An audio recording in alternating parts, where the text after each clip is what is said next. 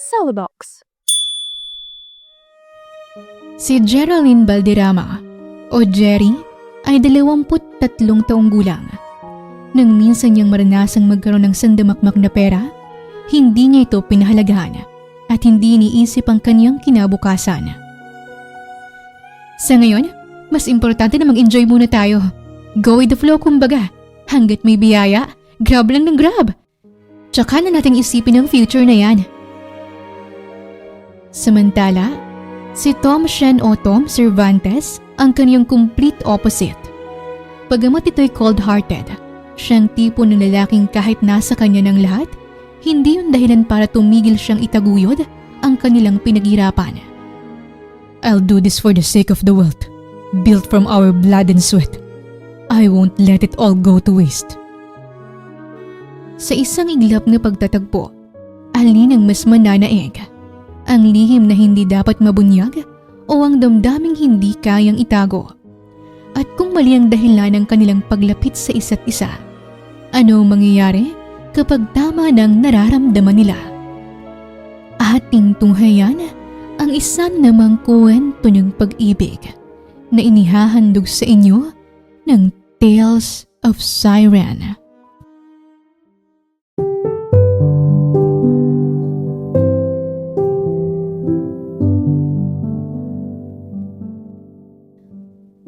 Heto ang card ko, kuya.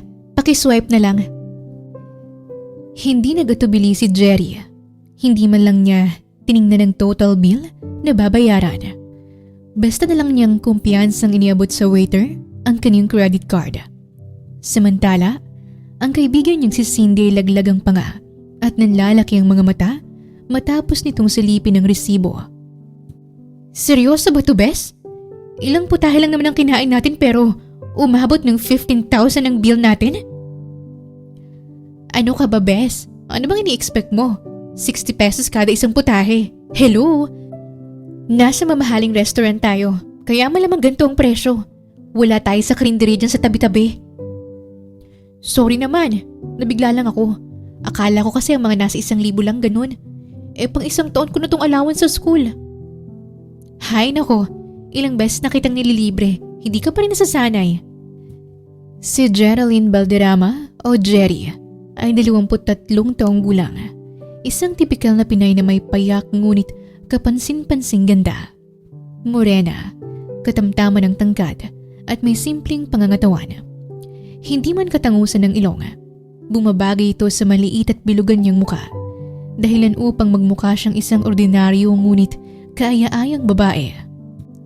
Grabe, ibang-iba ka na talaga, Bes. Parang sa isang iglap lang bigla kayong yumaman. Yung totoo, ano bang trabaho ng nanay mo para ma-afford niyo agad ang gantong lifestyle? Parang nung isang buwan lang, namumroblema ka pa kung saan ka kukuha ng pambayad sa tour natin. Tapos biglang ganito. Sandaling napaisip si Jerry bago nagkibit balikat. Sa tita ko nagtatrabaho si nanay. Hindi ko alam kung ano. Pero bago ka magduda, tinanong ko na yun kay nanay. Ang laging sagot niya lang sa akin ay wag na raw akong maraming tanong. Basta daw hindi illegal ang trabaho niya. Ganon? May sarili bang business ang tita mo? Hindi ko rin alam eh. Siguro meron. Kasi kung hindi ako nagkakamali, nasa 10 ang sasakyan nila. Nakarating na rin ako sa bahay nila. Talagang sobrang laki. Tapos, madalas pa silang mag-travel kung sang-sang bansa. Medyo private lang talaga sila, tita.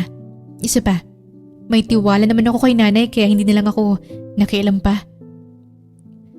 Naku, for sure magandang kitaan dyan sa kung ano mang trabaho ng nanay mo dyan sa tita mo. Parang gano'n na nga. Gulat na nga lang ako nung isang araw. Umuwi siya na may dalang 100,000. Hanggang sa madalas nang gano'n.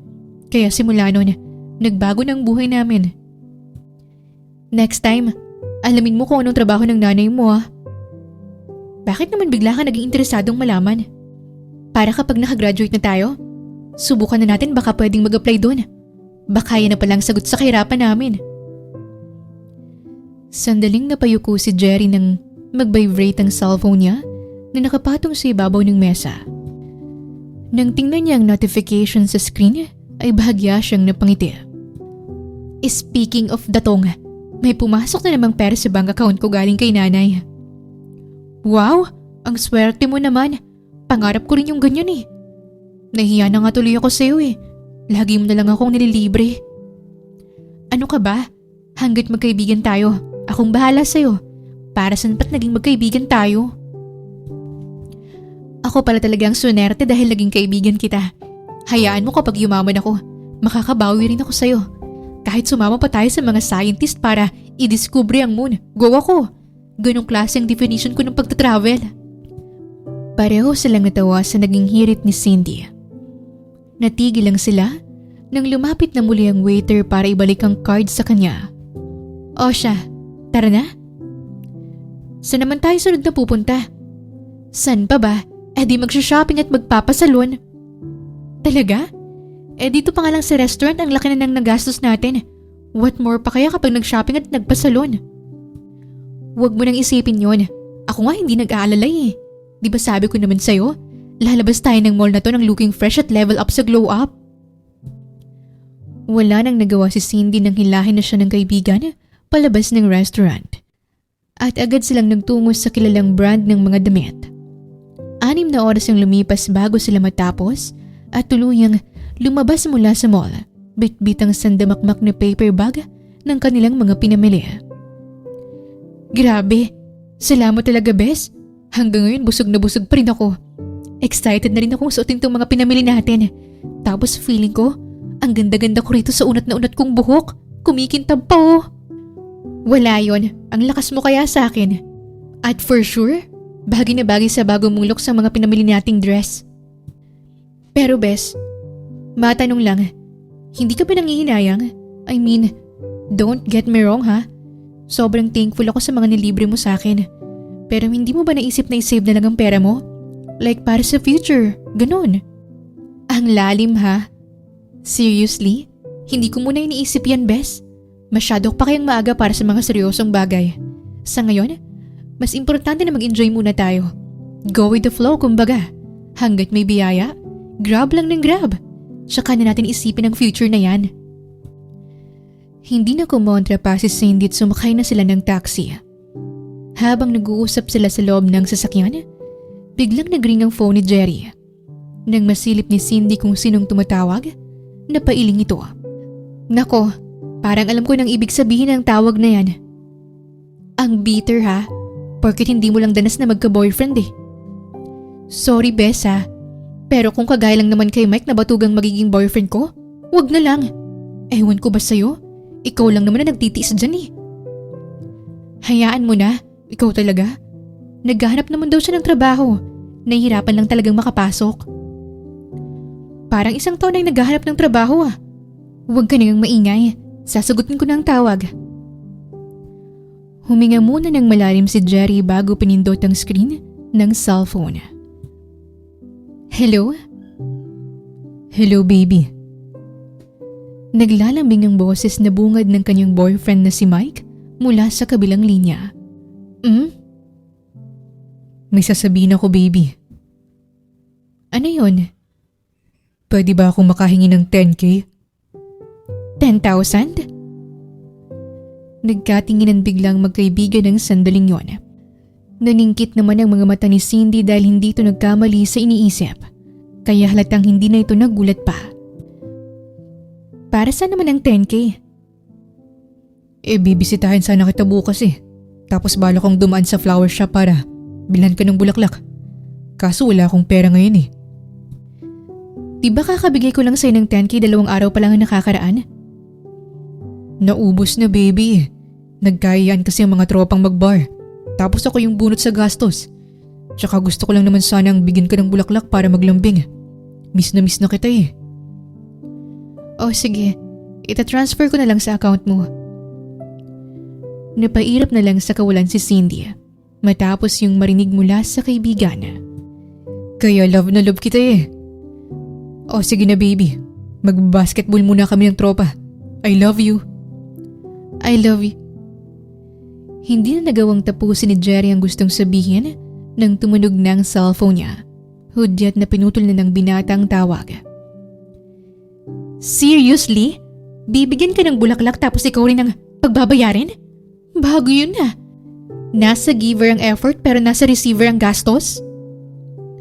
Reklamo ng kanyang kaibigan na halatang kanina pa pinipigilan ang sariling magsalita. Hayaan mo na, at least naisipan niya akong bigyan ng bulaklak. Di ba ang sweet niya? Sweet na yun sa'yo? Tsaka bulaklak na halagang 10,000?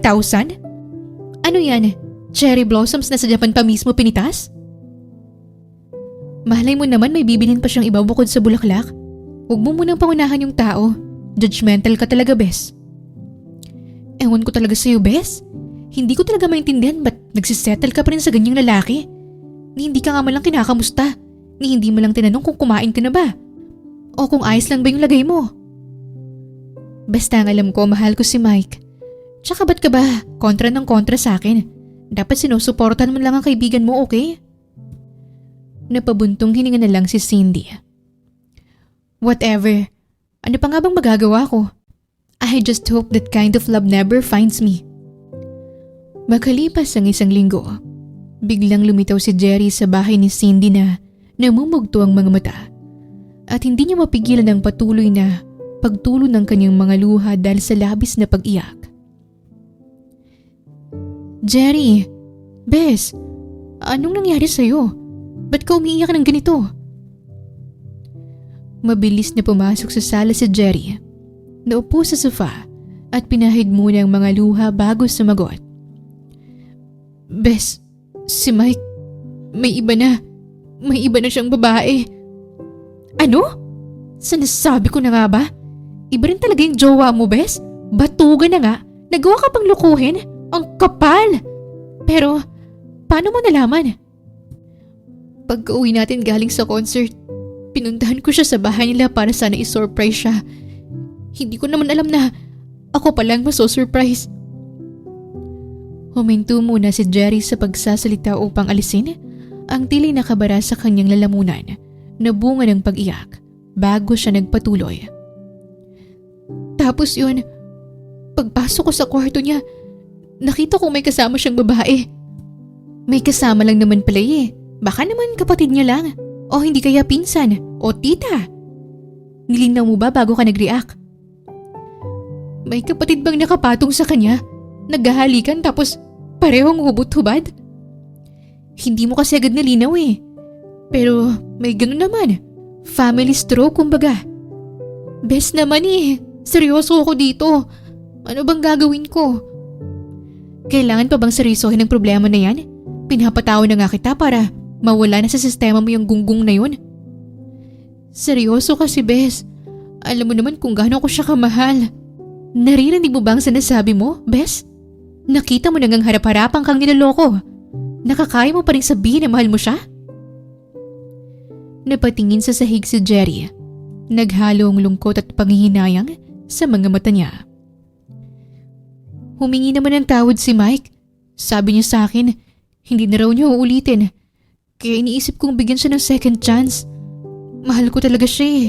Sobrang mahal. Kaya hindi ko siya kayang iwan. Bes, pakinggan mo ko. Hindi mo kailangan ng pangakong hindi na mauulit para manatili sa isang tao. Oo, mahal mo siya. Pero mahal ka ba talaga niya? Kasi kung oo, in the first place, hindi niya magagawa to sa'yo. Kaya ang dapat mong gawin, hayaan mo na't kalimutan ng lalaking yon dahil hindi mo deserve ang katulad niya. Ramdam ni Jerry ang bigat ng mga salitang yon mula sa kaibigan. Ngunit ang puso niya nanlalaban sa gusto ng isip niya. Alam ko naman yun, Bes. Pero ano bang magagawa ko kung hindi ko talaga siya kayang mawala? Ganon naman, di ba? Kahit nasasaktan ka na, tatanggapin mo lahat ng sakit para lang sa taong minamahal mo. Ano ba yan? Pa-Juliet tayo. Magagalit niyan sa Romeo, Bes eh. Kailangan mo magising sa katotohanan ng hindi siya karapat-dapat sa puso mo. Minsan, ang totoong definisyon ng pagmamahal ay hindi sa pagtitiis, kundi sa pagpiling kumawala kapag alam mong mali ng sitwasyon. Hindi mo kailangang sirain ang sarili mo para sa kanya. Yun ang totoong pagmamahal. Hindi na nga lang para sa iba, kundi pagmamahal sa sarili. Natahimik si Jerry. Alam niyang nasa katuwiran ng kaibigan. Pero pakiramdam niya hindi yun ang dapat niyang gawin. Kundi gusto niyang piliin kung ano ba talagang magpapasaya sa kanya. Ganoon nga ang ginawa ni Jerry. Hindi niya pinakinggan ang kaibigan. Sa halip, mas pinili niyang patawarin si Mike. Hanggang sa pagkaraan ng ilang araw, habang naglalakad si Jerry sa mall, napahinto siya nang biglang makitang isang pamilyar na muka. Si Mike. Ngunit biglang nanikip ang kanyang dibdib nang makita niyang may kasama na naman itong babae. Iba pa sa unang babaeng nakita niya nung nasa kwarto nito. Kitang-kita mismo ng dalawa niyang mga mata kung paano naghalikan ng mga ito bago umalis ang babae. Habang nakatigil si Jerry sa gitna ng mall, ang mga mata niya ay nakapako pa rin kay Mike na ngayon humarap na sa direksyon niya, dahilan para magtagpo ang kanilang mga mata. Sandaling natigilan si Mike. Nagulat nang makita siya. Pero naglakad na rin ito patungo sa ibang direksyon, kaya hindi na nagdalawang isip si Jerry na habulin ang binata. "Mike! Baby ko! Sandali lang!" Nang mahabol niya si Mike, mabilis niya itong hinawakan sa kamay, dahilan para mapahinto ang binata sa paglalakad. "Ano bang kailangan mo, Jerry? Isa pa, huwag mo na nga ako matawag-tawag na baby. Ang sagwang pakinggan." "Ano bang problema? May nagawa ba akong mali? May kasalanan ba ako sa'yo? Nakita ko yung kasama mong babae kanina. Hinalikan mo pa nga eh. Sino yun? Pinagpalit mo na ba ako sa kanya? Akala ko ba hindi mo na uulitin?" "Hindi pa ba sapat yung nakita mo? Narealize ko lang naman na hindi na kita mahal. Oo nga pala, ang totoo niyan, hindi naman talaga kita minahal. Ginamit lang kita dahil sa pera mo. Yun lang yun." Marahas na binawi ni Mike ang kamay nito mula sa kanya bago ito tuluyang nagpatuloy sa paglalakad. Ngunit hindi pa nakontento si Jerry. Hinabol niya pa rin ito at ngayon nakaluhod na siya sa harap nito. Wala siyang pakialam sa mga taong naglalakad sa paligid. "Huwag mo akong iwan, Mike. Ako na lang ang piliin mo, please. Kahit pagamitin mo ko ng paulit-ulit, ayos lang sa akin yun. Ganon kita kamahal." Napalingan naman si Mike sa paligid dahil pinagtitingin na sila ng mga tao. Kaya mabilis itong napayuko dahil sa hiya. "Ano bang ginagawa mo? Tumayo ka na dyan. Huwag kang gumawa ng eksena dito. Tapos na tayo, Jerry. Wala na akong pakialam sa'yo.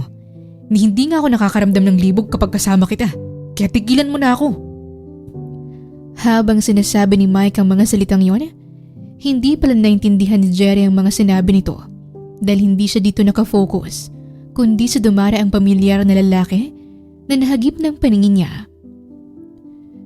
"Si Tom ba yun?" Usisa ni Jerry sa sarili. Si Tom ang lalaking ultimate crush niya, ang lalaking matagal nang nakatatak sa puso niya na halos 5 taon na niyang hindi nakikita. Ang huling balita na alam niya tungkol dito ay nasa ibang bansa ito. Si Tom nga! Nakabalik na pala siya ng Pinas. Grabe, 5 taon nang nakalipas. Wala pa rin siyang pinagbago. Ang gwapo-gwapo pa rin niya. Hindi. Ang totoo, mas lalo siyang gwapo. Ang mga mata ni Jerry nagmistulang nagliwanag sa sandaling yon. Ang sakit, ang pangungulila, ang pagtatampo kay Mike. Lahat ay tila biglang naglaho. Dahil doon, nagbago agad ang isip niya. Dali-dali siyang tumayo at hinarap si Mike ng diretso. "Alam mo, narealize ko lang bigla. Tama nga si Cindy. Bakit nga ba ako magtitiis sa isang katulad mo? Una, palamunin ka na nga lang sa inyo. Pangalawa, batugan ka. At sa babae ka lang umaasa. Pangatlo, halos masuko nga ako sa tuwing nagkikiss tayo dahil sa bad breath mo. Pang-apat, ni ultimo brief mo. Sa akin ka pa nagpapabili. Kaya ang tanga-tanga ko lang na nagtiyaga ako sa'yo. Wala namang espesyal sa'yo." Matapos yon, dali-dali siyang tumakbo. Ngunit muli siyang natigilan at binalikan si Mike. "Oo nga pala, may nakalimutan akong ibigay sa'yo."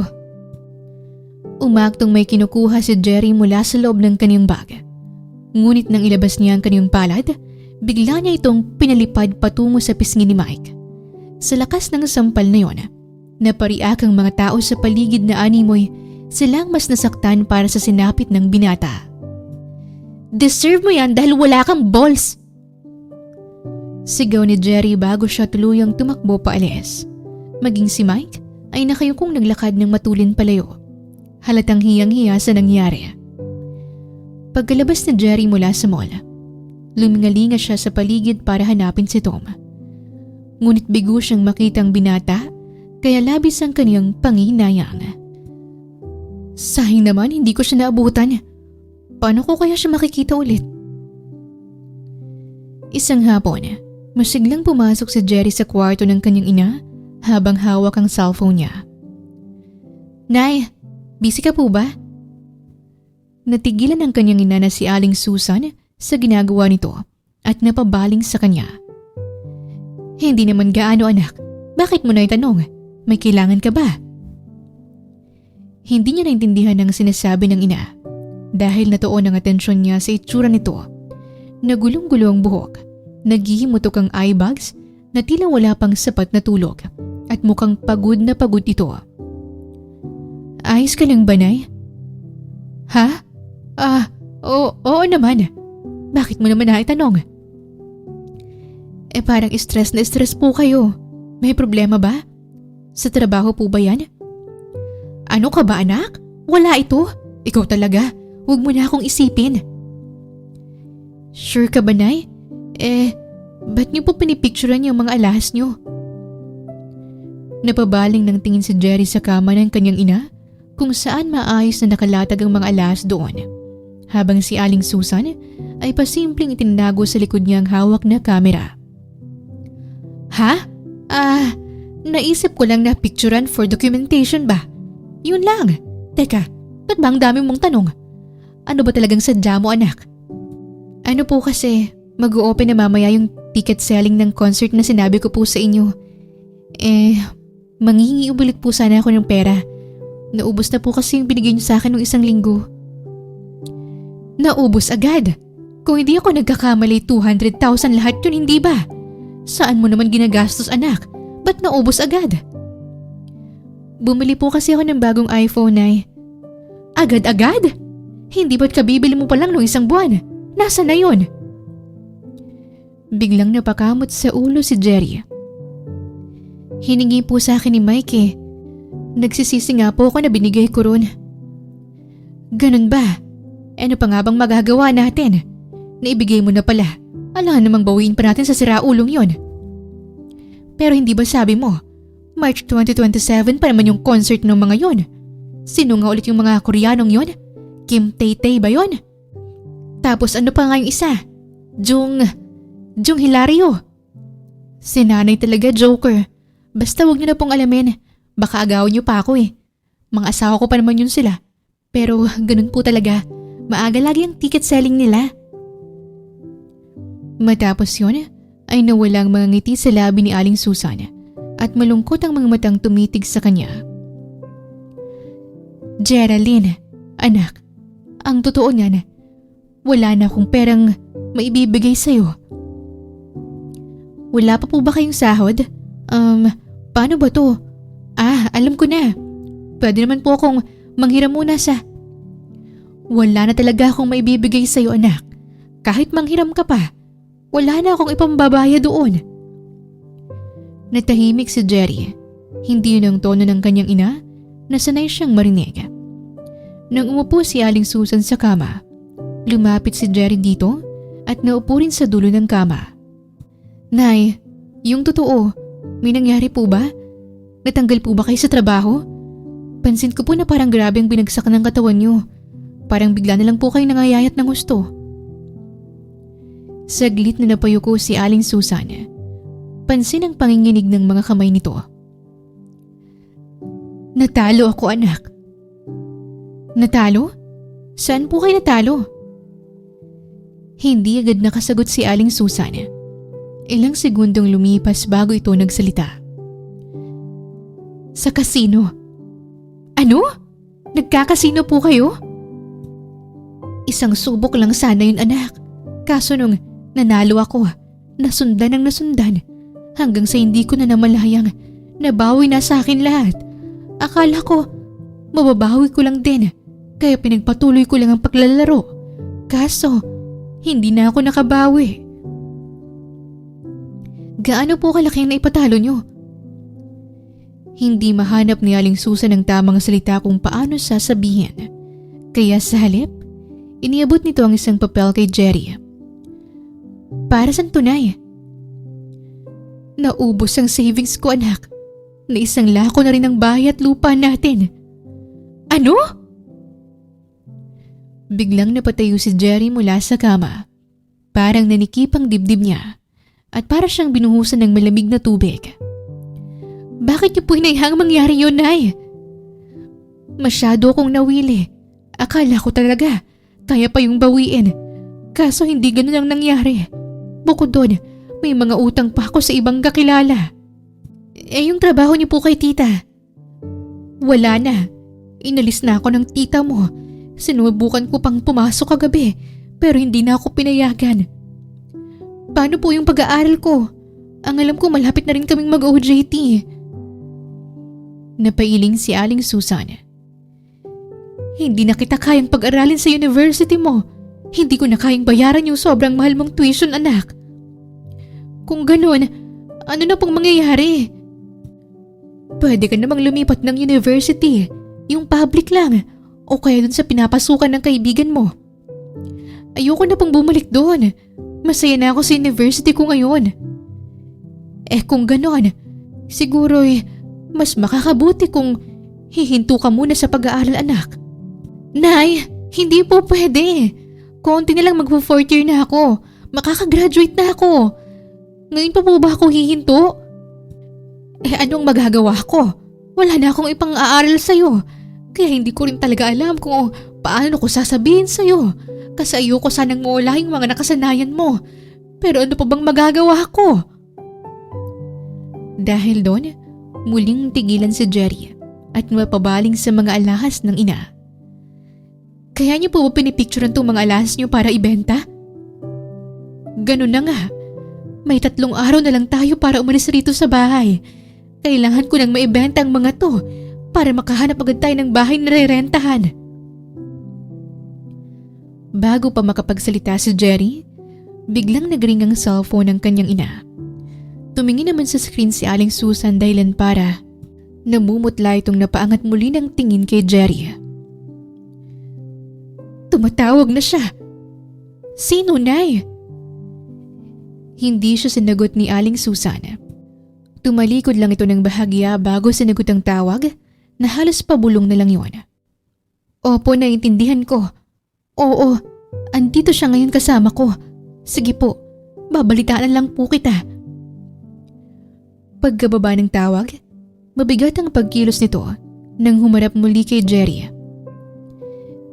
Geraldine, anak, may isang paraan pa akong naisip kung gusto mong makabalik pa tayo sa magandang pamumuhay at kung gusto mong hindi mahinto sa pag-aaral.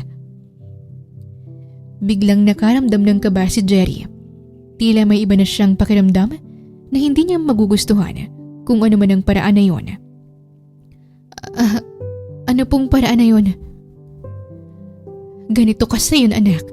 May matandang lalaki na gustong tumulong sa atin. Babayaran niya raw ang mga utang ko at tutubusin niya ang bahay natin. Yun naman po pala, Nay. Di problem solve. Hindi makatingin sa kanya ng diretso si Aling Susan ng sandaling yon. Hindi yun bastang ganun-ganun. May kapalit yun, anak. Ano pong kapalit? Kasi ang totoo, ikaw ang kapalit. Nanlaki ang mga mata ni Jerry. Ano? Ano pong ibig niyong sabihin? Ano pong ako ang kapalit? Sorry, anak. Ibinenta kita sa kanya. Parang tumigil ang mundo ni Jerry sa narinig. Nay! Anong klaseng biro to? Ako? Ibibenta niyo? Na para bang isa akong pagkain dyan sa tabi-tabi? Sorry, anak. Ito lang ang naisip kong paraan. Sayang naman lalo't siya na mismong nag-alok. Kahit na, Nay, ayoko. Hindi niyo po ba naisip man lang ang kapakanan ko? Alam ko naman yun, anak. Kung tutuusin, para rin naman tong sa kapakanan mo. Tapos matanda na siya, pero mayaman. At maraming ari-arian. Lahat ng yon, pwedeng maging sayo kung susunod ka lang sa mga gusto niya. Yun na nga po ang point, Nay. Matanda na siya kaya mas lalong ayoko. Anak, hindi mo man lang ba naisip? Mas okay na nga yun eh. Dahil nga masyado na siyang matanda, baka isang ubo na lang eh. Pwede na siyang mawala dito sa mundo. Ano ka mo? Isang ubo na lang, Nay? Oo, anak. Kaya sandali ka lang namang magtitiis. Baka nga kapag binunutan mo yun ng isang uban, mag-50-50 na yun eh. Oo, sige. Pumapayag na ako, Nay. Nalaglag bigla ang panga ni Aling Susan dahil sa mabilis na pagbabago ng isip ni Jerry. Tama ba ang narinig ko? Pumapayag ka na. Kung gaya po ng sinabi niyo na may isang ubo na lang yun, pumapayag na po ako. Pagtsatsagaan ko na lang. Kung ito lang ang paraan para bumalik ang lahat ng meron tayo, gagawin ko. Kailangan ko lang siyang suyuin ng gusto para ilipat niya agad sa pangalan kong mga ari-arian at lahat ng yaman niya. Perfect! Kung ganon, mabuti pa. Tulungan na kitang mag-impake. Bukas na bukas din ay kailangan mo nang pumunta sa kanya. O siya, huwag niyo na rin pong picture ng mga alahas niyo. Itago niyo na yan dahil hindi niyo na po yan kailangang ibenta. At itong papeles sa pagsanla ng bahay, bukas na bukas, mawawalan na yan ng bisa. Hirit ni Jerry na ikinatawan nilang dalawa. Para bang nawala ang kanilang problema sa isang ilap. At animoy wala silang pinag-usapan na mahirap na sitwasyon. Kinabukasan, bumaba si Jerry mula sa taxi sa tapat ng isang napakalaking mansyon. Halos mabali ang leeg niya habang pinagmamasdan ang kalakihan nito. Ito na ba talaga ang mansyon ni Don Leonardo? Ang laki nga nito. Mukhang tiba-tiba kami ni nanay kapag napasamin to. Nang sandaling makalis na ang taxi, inayos agad ni Jerry ang sarili at nagmadaling lumapit sa tapat ng gate. Ang cheap naman? Mansyon pero walang doorbell? Hindi nagawang tapusin ni Jerry ang gustong sabihin. Napanganga na lang siya ng kusang bumukas ang gate.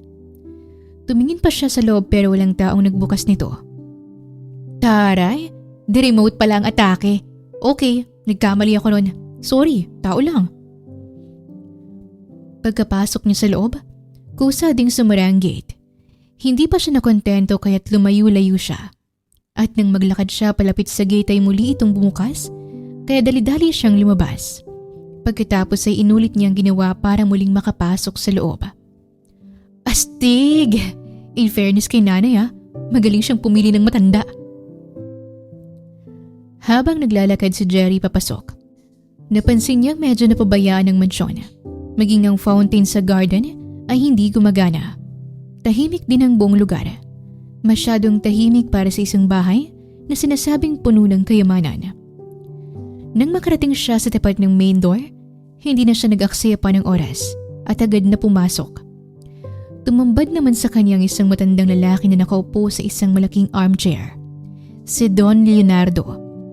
Maputi na ang buhok, kulubot na ang balat. At gaya ng sabi ng nanay niya, ay mukhang ang isang ubo na lang ito. Ngunit ang ikinangiwi ni Jerry ay nang magsiliparan paalis ang mga langaw galing sa matanda. Confirmed, mukhang malbahan ang sakit nito kaya nilalangaw na. Pero parang wala naman siyang sugat sa katawan. Ano kayang dahil? Geraldine. Natigilan si Jerry matapos ambitin ni Don Leonardo ang pangalan niya. Ako nga po, Don Leonardo. Hindi nga nagbibiro ang nanay mo. Ang ganda-ganda mo. Mas lalo tuloy akong nasasabik. Sigurado ba siya sa mga desisyon niya sa buhay? May gana pa siyang humarot kahit nga siguro patayuin ang alaga niya, hindi na niya kayang magawa. Kung magagawa niya man, baka nakakaisang bayo pa lang siya mag-agaw buhay na agad siya. Bakit tulala at nakatayo ka lang dyan? Halika, maupo ka rito sa tabi ko. Tanging pagngiti lamang ang naisagot ni Jerry. Hanggang sa lumapit siya ng dahan-dahan at naupo sa tabi nito. Ilang sandaling nakatitig sa kanya si Don Leonardo. Bago nito pinatong ang isang palad sa hita niya, dahilan para mapatingin siya rito kasabay ang pagtaasan ng kanyang mga balahibo. Handa ka na bang magbago ang buhay niyo? Ang sabi ng nanay ko, Sundin ko lang daw lahat ng ipag-uutos niyo at kayo nang bahala sa amin. Kaya, handa na ako sa kahit na ano. Magaling! Yan ang gusto ko sa lahat. Yung masunurin. Makahulugang ngumiti ang matanda. Napaisip naman si Jerry habang binabalot ng matinding kaba. Tama ba tong pinasok ko? Hindi kaya ako balikan ng konsensya ko nito kapag may nangyari sa matandang to na ikakasawi ng buhay niya? Pero kagustuhan naman niya to. At isa pa, ginagawa ko lang to para sa kinabukasan namin ni nanay. Ayoko nang bumalik sa hirap. Kaya bahala na kung ano man ang kahihinat na nito. Matapos yun, malalim na napabuntong hininga si Jerry at kagad na tumayo sa harap ng matanda. Bahagya niya ring binaba ang suot na off-shoulder dress dahilan para mas tumilay ang malusog niyang hinaharap. Dahan-dahan siyang yumuko habang ang kamay niya ay marahang gumagapang sa hita ng matanda. Paano niyo ba gustong simulan to, Don Leonardo?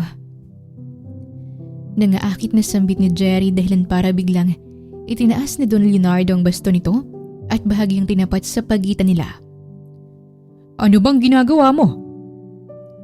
Natigilan si Jerry at muling napaayos ng tayo. Ayaw niyo po ba? Ano bang iniisip mo? Na may balak akong pag-interesan ka? Hindi po ba? Di ba, ito naman ang gusto niyo? Kaya niyo nga ako binili para paligayahin kayo. Nagkakamali ka, Geraldine.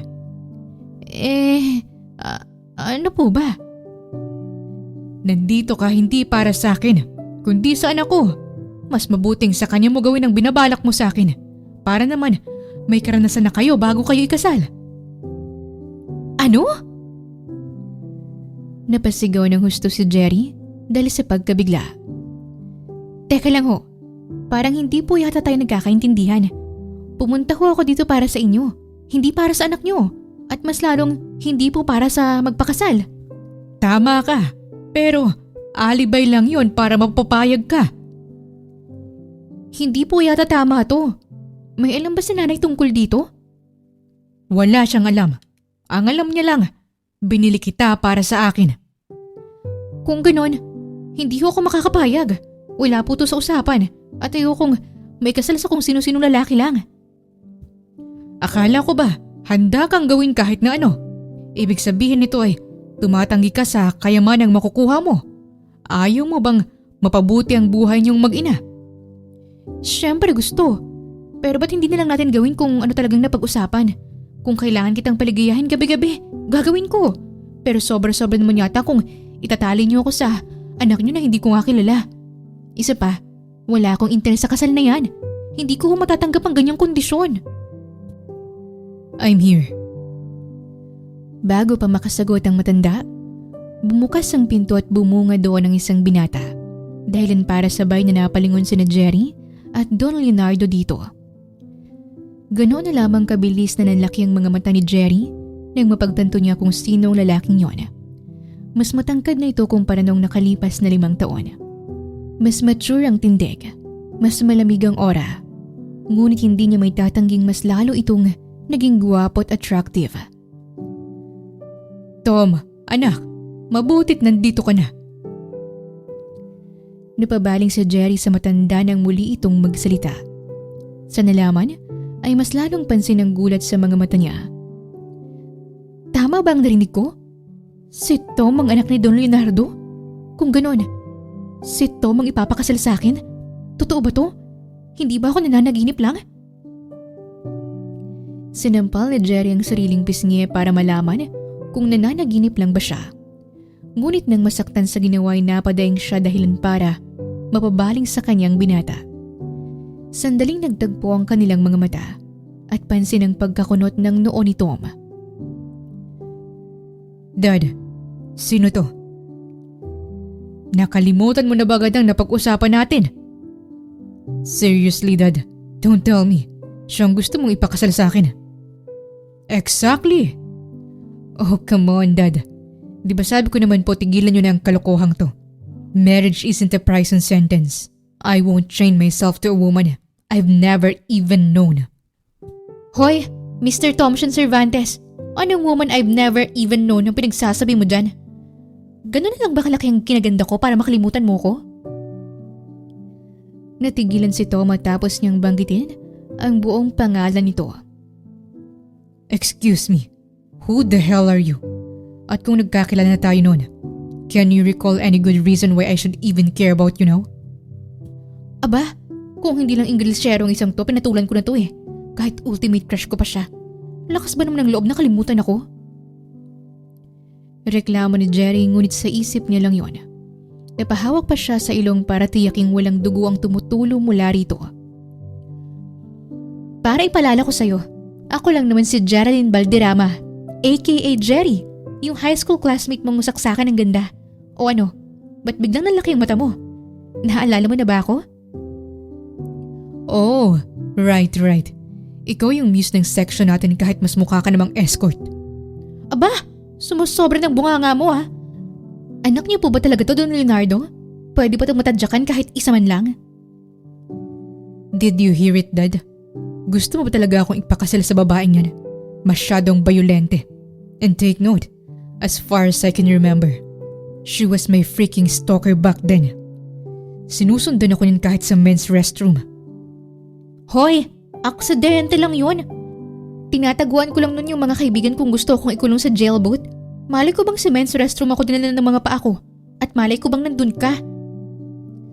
That's the lamest alibi I've ever heard. Napatawa ng may kalakasan ng matanda dahil sa bangayan nilang dalawa. You two remind me of the cartoon characters, Tom and Jerry. And how ironic na pareho pa ang mga nickname nyo sa kanila. Stop it, Dad. That's not even funny. Basta ayoko magpakasal sa babaeng yan. End of discussion. Matapos yung sabihin ni Tom, ay tumalikod na ito at nagsimula ng maglakad paalis. You only have two options. First, magpapakasal ka sa kanya at ipapaubaya ko sa iyong pamumuno sa mga kumpanya. Or second, lahat ng ari-arian ko ay mapupunta kay Jerry at wala kang makukuha ni singkung duling. Natigilan si Tom sa paglalakad matapos iyong isigaw ni Don Leonardo. Kaya naman, bumalik si Tom na mas lalong hindi may pintang muka. Bakit niyo ba ito ginagawa, Dad? Hahayaan niyo lang ba talagang mapunta sa walang pinaghirapan niyo kung ibibigay niyo lang sa kanya? Kaya nga mas makakabubuti kung may kakasal kayo para dalawa kayong mag-aalaga dito. I can handle everything on my own. I don't need a freaking extra baggage. At saka ano bang meron sa babaeng to? She's not even part of this family. Bakit ganun na lang yung kagustuhan yung bigyan siya ng mana? Malalaman mo rin when the time is right. Ang masasabi ko lang, masyado na akong matanda. Anytime soon, pwede na akong mawala sa mundong ito. Ayoko lang iwan kang mag-isa. Lalo pat alam kong wala sa plano mong mag-settle down at bumuo ng sariling pamilya. So, I'm handling it on your behalf. Pumayag ka na lang kaya? Ginagawa lang naman pala to ng dad mo para sa'yo. Ikaw lang ang iniisip niya. Komento ni Jerry dahilan para sabay na mapalingon sa kanya ang mag-ama. Oh, mukhang nagbago na rin ang isip mo, Geraldine. Parang kanina lang ay tumatanggi ka rin. Ha? Wala po akong matanda na tumanggi ako. Patay mali siyang kontra niya sabay iwas ng tingin. Ikaw ba namang ipapakasal sa ultimate crush mo? Tatanggi ka pa ba? Hindi na para mag-inarte. Ewan ko ba? Mas lalo ko siyang nagugustuhan kapag mas nagsusuplado siya. Bahala na kung ano maging resulta nito sa future ko. Bastang may kasal sa kanya isang dream come true. Mabuti kung ganon. Ngayon, ikaw naman ang magdesisyon, Tom. At gaya ng sabi ko, dalawa lang ang pamimilian mo. Natapos lang si Jerry sa pagkakausap sa sarili nang muling tanungin ni Don Leonardo si Tom. Wala namang maganda sa options mo, Dad. I mean, can't you make it 3? Kilalang kilala kong tipo ni Geraldine. A shameless, manipulative gold digger who will milk anyone dry just to get what she wants. Excuse me? Am I wrong? Di ba yun naman talagang dahilan kung bakit parang wala lang sa'yo na pumayag sa bullshit marriage na to? Hindi mo alam ang sinasabi mo. Really? Then if you're not a gold digger, what should I call you? Someone who just conveniently falls for men with money. Tama na! Nahinto si Tom matapos ang malamig na pagsaway ni Don Leonardo, dahilan para tumahimik silang dalawa. Tom, I want your decision now. Don't keep me waiting. Wait, I have a question. Hindi naman namin kailangan magsama sa isang bahay, hindi ba? Answer your question, Tom. May mag-asawa bang hindi nagsasama sa iisang bubong? Dahil doon ay napaisip naman ng binata habang kinukuyom ang mga kamao. What's the right thing to do? Hindi ko naman pwedeng hayaan na mapunta lang sa babaeng itong mga pinaghirapan namin. I'll only count to 3. Dang it. Hindi ako makakapayag na abusuhin yung mga yaman na meron kami. For sure. Wawaldasin niya lang ang mga pera sa walang kakwenta-kwentang bagay. 1. 2. Napabuntong hininga si Tom. Sabay pinadaan niya ang kamay sa buhok niya. Fine. Pumapayag na ako. Nanlaki ang mga mata ni Jerry sa gulat at maging sa tuwa. Talaga? Hindi dahil gusto kita. I'll do this for the sake of the wealth built from our blood and sweat. I won't let it all go to waste. Sabi ko nga, dapat na nahimik na lang ako. Mabuti naman at hindi mo ako binigyo, anak. Ibig sabihin, malino na sa atin ang kasunduan at sa loob lamang ng 1 buwan, kailangan nang mangyari ang kasal. Then go on. Now, please allow me to excuse myself. I still have matters to attend to at the company. Yumuko lang ng bahagya si Tom bago ito tuluyang umalis. Samantalang sinundan lang ito ni Jerry ng tingin hanggang sa maglaho na ito sa paningin niya. Anak niyo po ba talaga yun? Para siyang pinaglihis sa regla? Magkakasundo rin kayo nun. Ganun lang talaga yun sa una. Kaya mas makakabuti kung kikilalanin at kukunin mo ang loob niya. Ilang sandali pa silang nag-usap ng matanda. Binigyan na rin siya nito ng malaking halaga na sobra-sobra pa para matubos nila ang bahay at lupang nakasangla. Makaraan lamang ang 1 buwan. Tuluyan nang naikasal si Jerry at Tom at ngayon ang unang araw na magsasama sila sa iisang bahay. Hindi gaanong kalakihan ang tirahang binili nila. May 2 palapag ito ngunit iisa lang ang kwarto. Habang nag-aayos ng ilang gamit sa sala, napahinto si Jerry nang ilahad ni Tom sa harap niya ang isang briefcase. Nang buksan niya ay nagulat pa siya at parang kumislap ang mga mata niya nang makitang makakapal na bungkus ng pera ang laman nito. Para saan to? Ang dami naman yata nito. Para yan sa'yo. Bahala ka na mag-budget niyan. Ganun ba? Sige, salamat dito. Hindi na sumagot si Tom. Sa halip kinuha nito ang jacket na nakasampay sa upuan at diretsong tumalikod para umalis. Sandali, saan ka pupunta? Natigilan si Tom sa paglalakad at pasimple siyang hinarap na blanko ang ekspresyon ng muka. That's one of the many reasons why marriage isn't my thing. Anong ibig mong sabihin? Ganoon naman ang mag-asawa, hindi ba? Parang bawat galaw mo o sa tuwing naalis ka ng bahay, kailangan mo munang i-report sa asawa mo. It's like you don't have the freedom to do whatever you want without asking your partner's permission. Hindi naman sa ganoon. Ibig kong sabihin, babalik ka naman dito, hindi ba? Babalik ako, pero siguro sa weekend pa.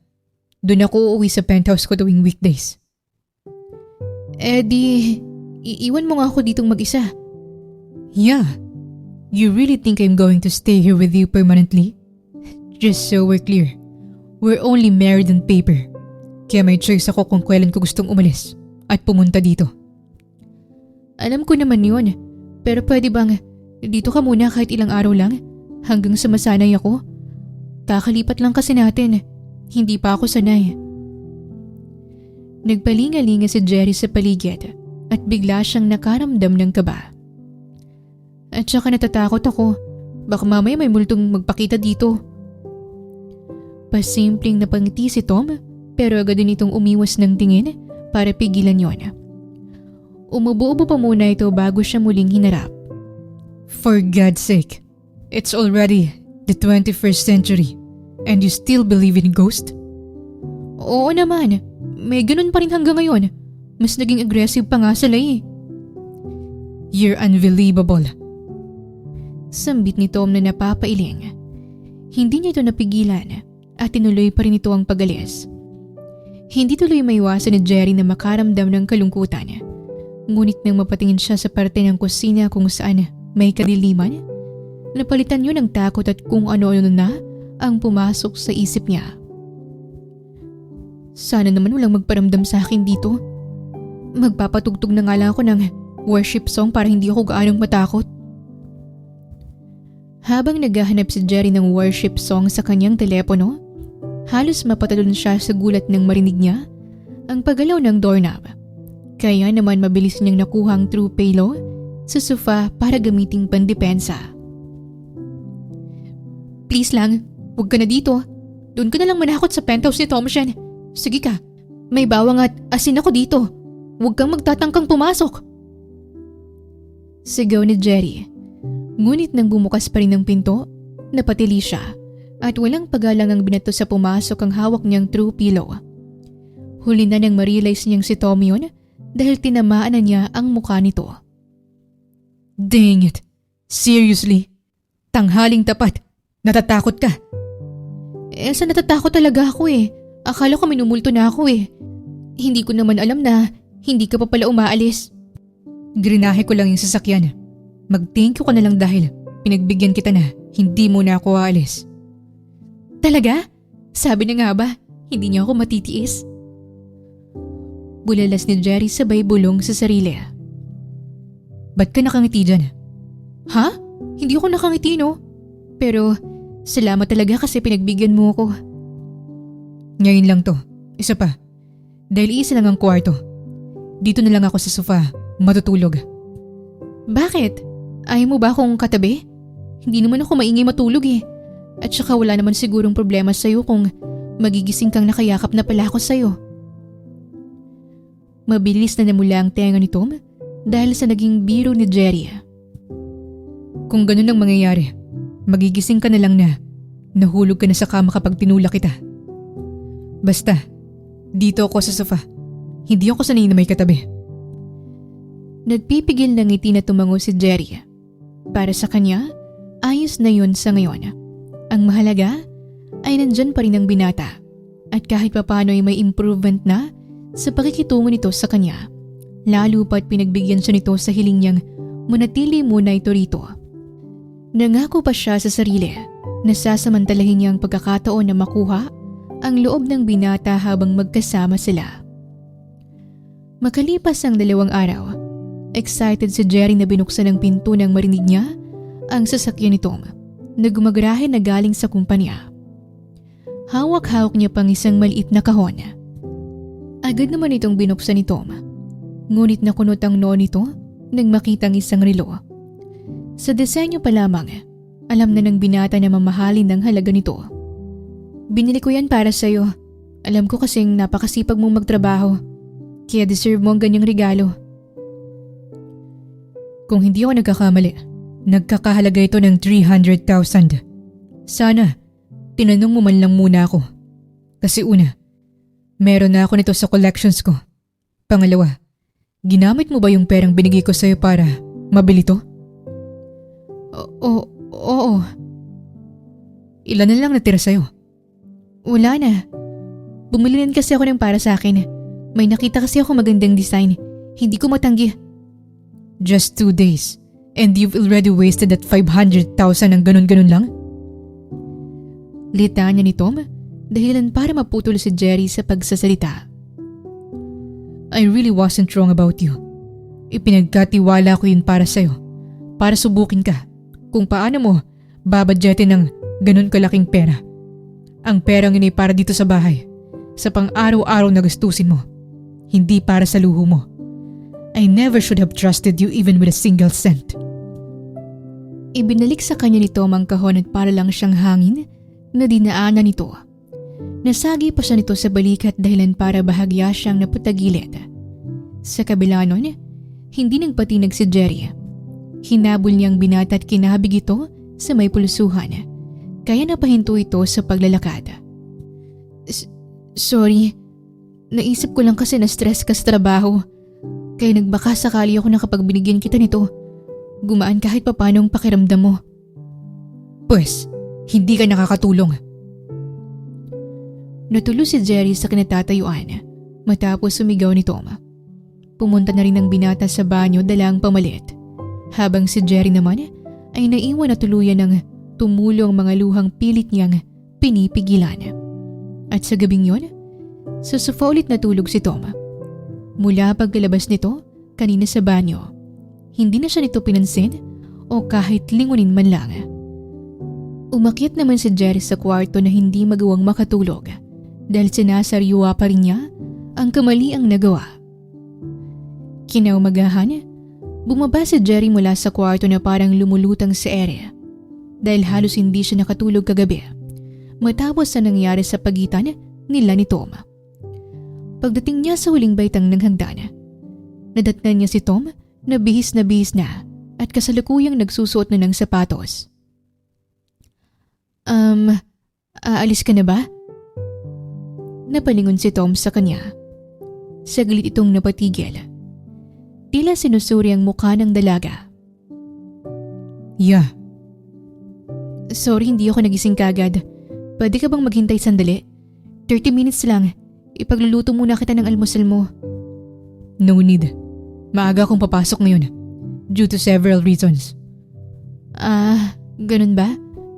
Sorry talaga. Sandaling nagkaroon ng katahimikan sa pagitan nila. Hindi malaman ni Jerry kung anong dapat sabihin matapos ang nangyari kagabi. Ngunit bago pa siya makapagsalita, tumayo na si Tom. Kinuha ang susi ng sasakyan at muli siyang hinarap. The truth is, nag-iwan ako ng pagkain mo sa mesa. Bahagyang nanlaki ang mga mata ni Jerry. Talaga? Breakfast at lunch mo na yung niluto ko. Hindi ako sigurado kung anong oras ako makakauwi mamaya. Pero ako nang bahala sa dinner mo. Napangiti si Jerry ng bahagya. Kahit papano, gumaan ang pakiramdam niya. Akala niya kasi tuluyan ang mawawalan ng pakialam sa kanya si Tom. Pero nagawa pa siya nitong ipagluto sa kabila ng nagawa niya. Salamat. Bago ko pala makalimutan, dapat ubusin mo yung mga niluto ko para sa'yo. Sige, masusunod. Siguraduhin mo lang. Isa pa, may CCTV tayo. Kaya makikita ko kung kakainin mo ba lahat o hindi. Para naman akong bantay sarado nun. Yes, so don't even try lying. Pagkatapos nun, ay tuluyan ng lumabas si Tom ng bahay habang naiwang nakatayo si Jerry sa sala. Siguro may gusto siya sa akin. Ay hindi. Ang totoo niyan, baka mahal na niya ako. Sa kabila ng nangyari, pinagluto niya pa rin ako. Tapos hindi niya pa ako iniwan. Nananaginip ng gising na pagkausap ni Jerry sa kawalan. Nakangiti pa siya habang naglalakad papunta sa kusina. Ngunit nang makarating siya sa mesa at buksan ang mga takip ng pagkain, unti-unting naglaho ang mga ngiti sa kanyang labi. Binabawi ko na palang sinabi ko. Pagmamahal bang matuturing to? Sa mesa ay nakahain ng tuyo, ginising ampalaya, nilagang okra at pritong talong. Sigurado ba siyang itong ipapakain niya sa akin? Yung tuyo at talong, pagtsatsagaan ko pa. Pero yung ampalaya at okra, ayoko niyan. Hindi ako kumakain yan. Dismayadong tinitigan pa niyang mga yon na para bang umaasang magbabagong mga pagkain kapag kumurap siya. Hindi na nga lang ako kakain. Wala na akong gana. Tatalikod na sana si Jerry para umalis. Ngunit nahagip ng paningin niya ang CCTV kaya't natigilan siya at napipilitang ngumiti rito. Talaga naman no. Tutok na tutok pa talaga sa pagmumukha ko yung camera. Wala na talaga akong pamimilian. Ayoko namang magalit pa sa akin si Tom. Kumuha na siya ng pinggan at naupo sa harap ng mesa. Habang sumasandok ng pagkain, kunwari nakangiti pa rin siya para makita sa CCTV na gusto niya ang mga nakahandang pagkain. Kaya mo to, Jerry. Pumikit ka na lang habang sumusubot, isipin mo na lang na steak ang kinakain mo. Pagpapalakas niya ng loob sa sarili. Pagkasubo niyo pa lang sa okra, dumampi ka agad sa kanyang hindi niya gustong lasa at ang texture nito na parang laway kaya halos maluha siya habang inunguya yon. Ngunit nang muli siyang mapalingon sa CCTV ay pilit na naman siyang ngumiti at nagpanggap na nasasarapan. Grabe namang parusa to. Kung alam ko lang na ganito ang mangyayari, hindi na sana ako bumili ng lecheng relo na yon. Nang kainin niya naman ang ampalaya, muntik na siyang masuka kaya agad niyang tinakpan ang bibig niya. Buwisit talaga oh! Ang pait-pait! Pero hindi ko to pwedeng iluwa. Sige, isipin ko na lang na si Mike to at dinudurog ko siya ng pinong-pino.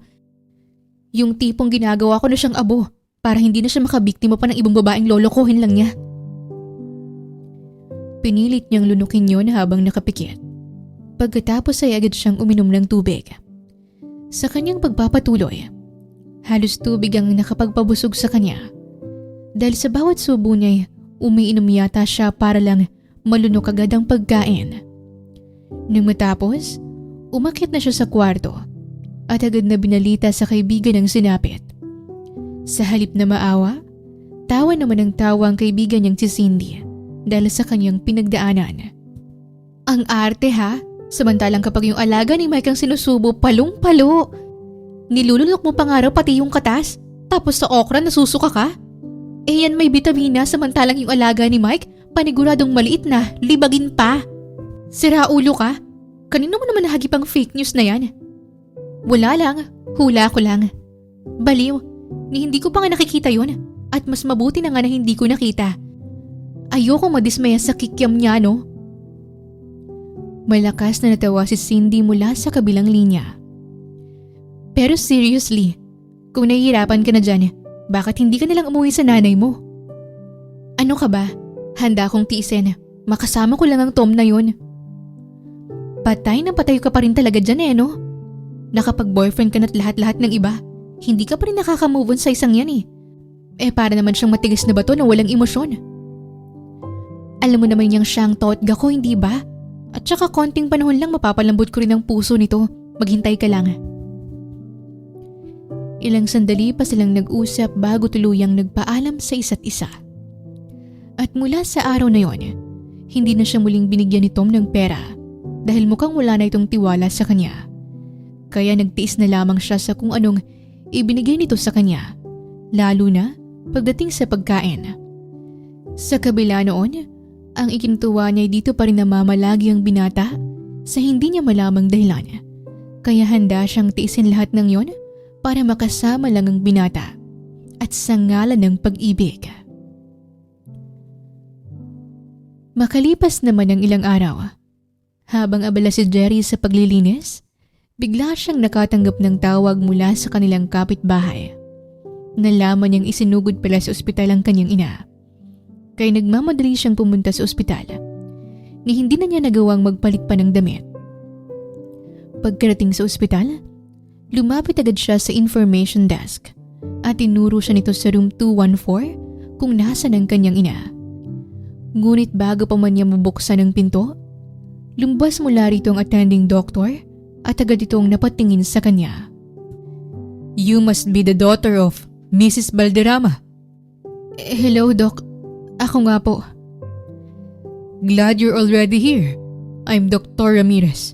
Can we talk for a moment? Tumangon naman si Jerry sa kabila ng matinding kaba. Mahigpit niyang kinuyom ang mga kamay upang maibsan ang tensyon. I'll explain everything clearly so you will understand the situation. Opo, Doc. Dinala rito ang nanay mo 3 days ago dahil sa mga alarming symptoms. Base sa statement ng nagdala sa kanya, naka-experience ang nanay mo ng sudden heavy vaginal bleeding. severe lower abdominal and pelvic pain, and persistent dizziness. Kasama rin dito ang matinding panghihina, pagsusuka, at mga pagkakataon na muntik siyang mawala ng malay. Marami na rin ang dugong nawala sa kanya. Hinayaan lang ni Jerry na magpaliwanag ang doktor. While reviewing her medical history, we decided to run several gynecologic examinations. First, we conducted a pap smear test. Ito yung kumukuha kami ng cells mula sa cervix upang suriin kung may abnormal o precancerous na pagbabago. Sa kasamaang palad, may nakita kaming abnormal result. Kaya agad naming sinagawa ang colposcopy. Ano po yun? It's a procedure where we use a special microscope to closely examine the cervix for abnormal tissues. Pagkatapos nun, nag-perform kami ng biopsy. Biopsy, Doc? Yes, we took a small sample of tissue from the cervix to examine it in the laboratory. Saglit na natahimik ang doktor bago muling nagsalita. Tatapatin na kita, Iha. The biopsy confirmed that your mother has early-stage cervical cancer. Parang bang may sumabog sa dibdib ni Jerry matapos iyong marinig. Cancer? Teka, sigurado po ba kayo dito, Doc? I know this is difficult to hear, but unfortunately, yes, the biopsy confirmed it. But the good thing is, it was detected early. May pag-asa pa po ba siyang gumaling? Yes, pero kailangan nating umaksyon agad para maagapan pa. And the most recommended treatment is surgery. A hysterectomy. Ano po yun? In simple terms, tatanggalin namin ang cervix at matres ng nanay mo para maiwasan ng kumalat pa ang cancer sa ibang bahagi ng katawan. Sandali pa silang nag-usap. Hindi rin biro kung gaano kalaki ang kakailanganing halaga para sa operasyon. Kaya binigyan muna siya ng doktor ng pagkakataon para pag-isipan ito. Pagpasok niya sa silid ni Aling Susan, tahimik siyang lumapit sa kama. Pilit na mangumiti ang kanyang ina nang makita siya. Anak. Hindi agad nakapagsalita si Jerry. Sa halip ay mahigpit niyang hinawakan ang kamay nito. Nay, bakit hindi niyo po sinabi sa akin agad na ilang araw na pala kayo rito? Ayoko nang pag-alalahin ka pa, anak. Nay, sabi pa ng doktor, may kinalaman daw ang nangyari sa'yo sa human papilloma virus o yung HPV. Doon ay umiwas ng tingin ng matanda. Paano niyo ba ito nakuha, Nay? Jerry, may aaminin ako sa'yo. May kakaibang lungkot sa boses ni Aling Susan sa mga sandaling ito. Ano po yun? Matagal ko nang ginagamit ang katawan ko para kumita ng pera. Kaya tama ang sinabi ng doktor. Nakuha ko to dahil sa pakikipagtalik ko sa iba't ibang lalaki. Ibig sabihin po ba, sex worker ang trabaho niyo kay tita? Huwag mo nang pagandahin, anak. Kahit anong pagpapaganda sa tawag, pok-pok pa rin ang ibig sabihin noon. Bakit hindi niyo po sa akin sinabi to? Ito palang pinasok niyong trabaho. Para saan napigilan ko pa kayo? Yan mismo ang dahilan kung bakit hindi ko sinabi sa'yo. Ginawa ko lang naman yun para maibigay sa'yo lahat ng pangangailangan at gusto mo. Pero Nay, para maibigay sa akin lahat ng gusto ko, kalusugan niyo naman po ang napahamak. Handa akong mapahamak para sa'yo, anak. Yan ang tatandaan mo. Gagawin ko lahat para sa'yo, para sa kasiyahan mo, kahit buhay ko pa ang kapalit. Parang tumigil ang mundo ni Jerry sa mga narinig. Kasabay nito, ang pagbagsak ng kaniyang mga luha. Di ba hayaan mo na yon? Naitanong mo na ba sa doktor kung pwede na tayong umuwi? Hindi tayo uuwi, Nay. Para saan pa? Ayoko nang magtagal dito. Mas lalo lang lumalaki ang bill natin dito eh. Wala na rin akong pera. Private pa naman ito. Tinanggihan kasi kami sa public hospital dahil sa dengue outbreak. Tara na, umuwi na tayo. Mas lalo lang akong nangihina dito. Hindi pwede, Nay. Kailangan niyo pang maoperahan. Hayaan mo na, anak. Ayos lang ako. Kung hanggang dito na lang ang buhay ko. Nay, hindi pwede. Makinig ka po sa akin. Hindi pwedeng hayaan na lang natin to. Nang humagulhol si Jerry sa pag-iyak, tuluyan na ring napaluha ang kanyang ina. Hindi kita kayang mawala sa akin, Nay. Maghahanap ako ng paraan. Gagawin ko lahat para sa inyo. Pangako yan. Anak, pangako na gagaling ka. Pinunasan ni Jerry ang kaniyang mga luha. Hayaan niyo pong ako naman ang gumawa ng paraan. Hintayin niyo lang po ako rito, Nay. Pagbalik ko, pinapangako kong dala ko ng pera para sa operasyon niyo. Nakinig naman si Aling Susan at hindi na kumontra pa sa gusto niyang mangyari.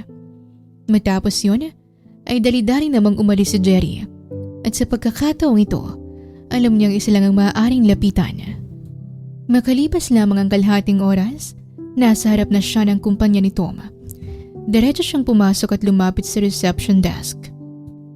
Good afternoon, ma'am. How can I help you? Nandito po ba si Tom? May appointment po ba kayo? Kailangan pa ba yun? Asawa niya naman ako. Sandaling napatitig sa kanyang receptionist. I'm sorry po, ma'am. Mahigpit pong pinagbabawal ni Sir Tom na basta na lang magpapunta sa office niya nang walang appointment. Wala rin po siyang nabanggit na may espesyal siyang bisita. Please, kahit sabihin niyo lang po sa kanya na nandito ako. Kailangan ko po talaga siyang Jerry? Natigilan si Jerry sa pagsasalita nang biglang sumulpot si Tom at binanggit ang pangalan niya. Kaya dahan-dahan siyang napalingon dito. Tom, kailangan nating mag-usap. What happened? Ganun ba yun ka-importante at pinuntahan mo pa ako rito? Agad na tumango si Jerry. Hindi na rin niya napigilan ang kanyang emosyon. Tungkol ito kay nanay. Please, tulungan mo ako. Come with me. Mabilis na sumunod si Jerry na sumakay sa elevator. Dinala siya ng binata sa opisina nito. Okay, what's going on with your mom? May cancer ang nanay ko. Natahimik si Tom dahil sa narinig. Sabi ng doktor kailangan siyang maoperahan agad. Sa pamamagitan ng hysterectomy daw. Hindi na napigilan ni Jerry ang kaniyang mga luha. Inabutan naman siya ni Tom ng tissue at agad niyang pinunasan ng mga yon. Kailangan ko ng malaking halaga para maoperahan si nanay sa lalong madaling panahon para hindi na kumalat ang cancer sa ibang parte ng katawan niya. Kaya nagmamakaawa ako sa'yo. Baka pwede mo kaming matulungan sa gastusin. Sandaling napaisip ang binata bago ito napatango-tango. Sige, tutulungan kita. Pero sa isang kondisyon. Kahit ano pa yan, handa akong gawin. Kahit ano? Oo, para sa nanay ko. Gagawin ko lahat. Ilang sandaling katahimikan ang namagitan sa kanila. Pagkatapos ay naglakad si Tom papunta sa kanyang mesa. May mental hospital akong pinapatakbo. Tutulungan kita. Pero bilang kapalit, kailangan mo magtrabaho doon bilang caregiver. Someone who will assist and take care of the patients. Tinatanggap ko. Hindi na siya nagdalawang isip. Sigurado ka? Oo, gaya ng sabi ko, gagawin ko lahat para kay nanay. Kaya payag ako magtrabaho doon. Great. Sige na. Bumalik ka na sa ospital. At ipaalam mo na pwede nang operahan ng nanay mo ASAP. I'll pay for her surgery. And we will talk about your new job after the operation. Naintindihan ko. Maraming salamat talaga sa tulong mo. Tatanawin ko tong malaking utang na loob. Hindi niya pa alam kung gaano kabigat ang trabahong papasukin niya bilang kabayar nito. Ang alam lamang ni Jerry, kailangan niyang iligtas ang kanyang ina kahit ang kapalit nito ay mahirapan siya. Makalipas lamang ang ilang araw, Natapos rin ang matagumpay na operasyon ni Aling Susan. Sa ngayon ay unti-unti na itong nakaka-recover. Samantala, abala na ngayon si Jerry sa bagong trabahong ipinataw ni Tom bilang kapalit ng tulong na ibinigay nito para sa operasyon ng kanyang ina. Ngayon ay ikalawang araw na niya sa mental hospital. Jerry, nandyan ka na pala. Sakto, pasuyo lang ako Pakiliguan naman si Miss Lara, yung nasa room O3. Kalmahan mo lang ang approach sa kanya kasi alam mo na, wala sa katinuan ang pag-iisip niya. Okay po, nurse. Susubukan ko po. Habang papalapit si Jerry sa kwarto ng pasyente, napansin niya kagad ang kakaibang kilos nito. Nagpapagulong-gulong sa sahig si Miss Lara, tumatawa, sumisigaw-sigaw, at tila nakikipag-usap sa isang tao na hindi nakikita. Miss Lara, pasok ko ako Kahit ano pang gawin niyo sa akin lang ang katawang to! Kinilabutan si Jerry nang marinig ang sinabi ng babae na tila ba sinasapian nito. Nakatingala lang ito sa kisame at hindi man lang siya pinansin. Sa kabila ng takot, nilapitan pa rin niya ito. Miss Lara, bangon ka na po dyan. Maligo na po tayo para maging presko ng pakiramdam niyo. Wala kayong karapatan! Akin lang ang katawang to! Akin lang ang katawang to! Patuloy ni Miss Lara na nasundan ng malakas na pagtawa. Nang hawakan ito ni Jerry sa kamay, bigla na lang itong nagsisigaw at pinagtatapon ng mga gamit sa paligid. Miss Lara, ako po si Jerry. Mabait po ako. Huwag ko kayong matakot sa akin. Sa halip na makinig, bigla na lang siyang sinabunutan ng pasyente. Dahilan para mapasigaw si Jerry sa sakit habang humihingi ng saklolo. Please, kumalma po kayo. Hindi ko po kayo sasaktan. Wala po akong gagawing masama sa inyo. Pakiusap ni Jerry habang patuloy ito sa pagsabunot sa kanya. Nang tigilan siya nito, akala niya'y ayos ng lahat.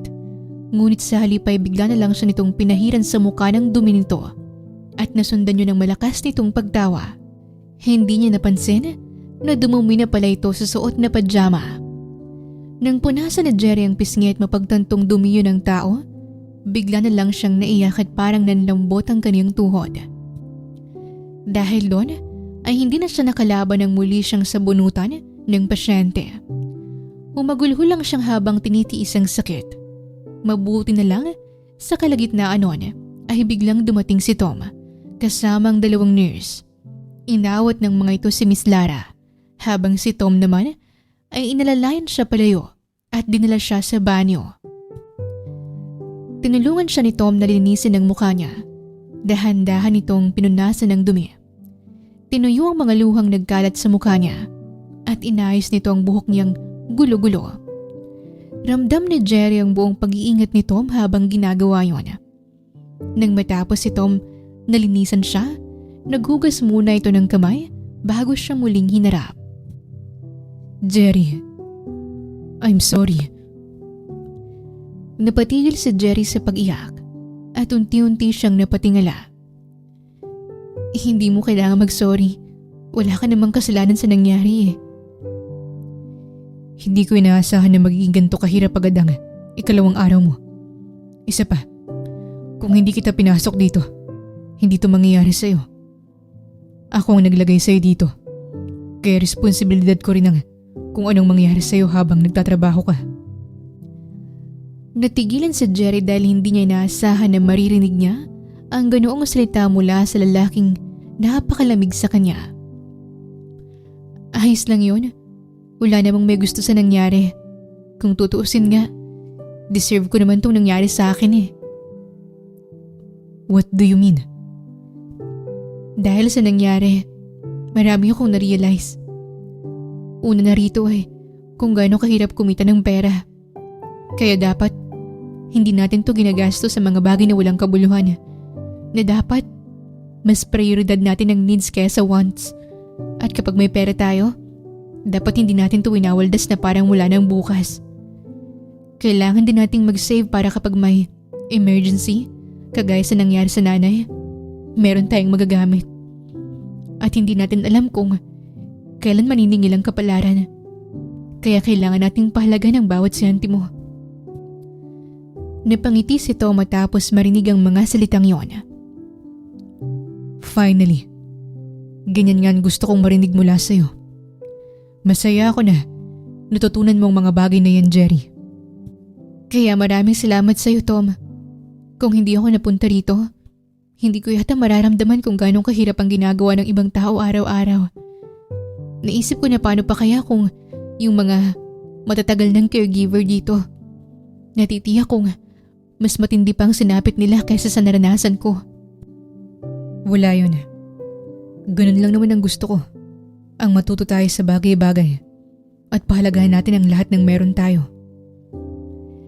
Thank you.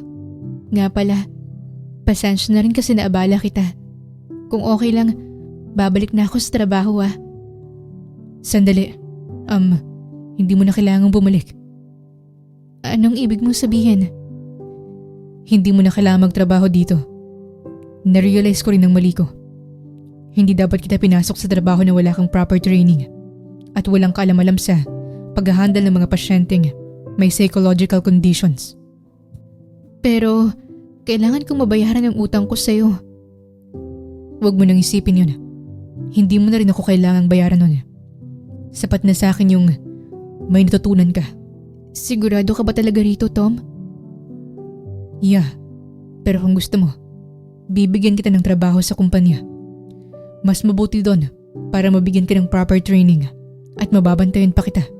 I mean, ng mga staffs ko para hindi na maulit yung nangyari ngayon. Sige, sa akin ayos lang. Ikaw na rin ang bahala. Anyway, kunin mo ng mga gamit mo. Hihintayin kita sa labas. Hihintayin mo ko? Pwedeng malaman kung bakit? May bagong restaurant malapit sa kumpanya. Gusto kong matry. Gusto sana kitang isama ron. Ha? Okay lang ako. Hindi na kailangan. Come on. Ako na yung nag-aaya oh. Tatanggihan mo ba talaga ako? Besides, after our wedding, ngayon lang kita mailalabas para kumain. Hindi kagad nakapagsalita si Jerry. Hindi niya pa maproseso ng husto sa isip ang mga nangyari. So, are you coming with me? Just so you know, I'm only hoping to hear one answer. And that's a yes. Ano kasi? Sige, sasama na ako. Kunin ko lang sandali yung gamit ko. Habang naglalakad si Jerry, papunta sa kanyang desk, hindi niya maiwasang mapangiti. Hindi niya alam kung bakit, pero sa sandaling ito ay parang mas naging maganang pakikitungo ni Tom sa kanya. At umaasa siya na sana'y simula na ito para mas maging maayos ang kanilang samahan. Mula nang unang beses silang kumain sa labas, may kung anong unti-unting nagbago sa pagitan nila. Hindi ito yung tipong biglang paglalambing o mga eksenang kayang magpabago agad ng damdamin sa loob lamang ng isang gabi. Sa halip, nagsimula ito sa mga maliliit na bagay. Gaya na lamang nang napansin ni Jerry na pinagbukas siya ni Tom ng pinto. Ang paghila nito ng upuan para sa kanya at hinintay muna siyang makaupo bago ito nagtungo sa sariling upuan. At ang mga pag-uusap nila na dahan-dahang lumalalim habang tumatagal. Hindi man masyadong vocal si Tom, ngunit napansin ni Jerry na maingat ito. Magalang at isang gentleman na parang hindi kailangan ng kahit anong salita, kundi sa kilos ipinapakita. At sa bawat araw na magkasama sila, nagiging mas maganang bawat sandali. Unti-unting napapalitan ng pagiging komportable ang dating umaapaw na awkwardness. At ang mga araw dati na mabibilang lang sa daliri kung gaano sila katagal nag-uusap. Ngayon ay mas tumatagal na, mas lumalalim, mas nagiging personal at mas totoo. Doon napansin ni Jerry na hindi pala ganun kalamig si Tom, gaya ng una na hindi pa sila magkasundo. Ngayon na mas nakilala na niya ito, napagtanto niyang may lalim itong hindi basta pinapakita. Marahil ito ang simula ng isang tiyak na pagbabago sa pagitan nila. Isang uri ng paglalapit ng damdamin na hindi minamadali.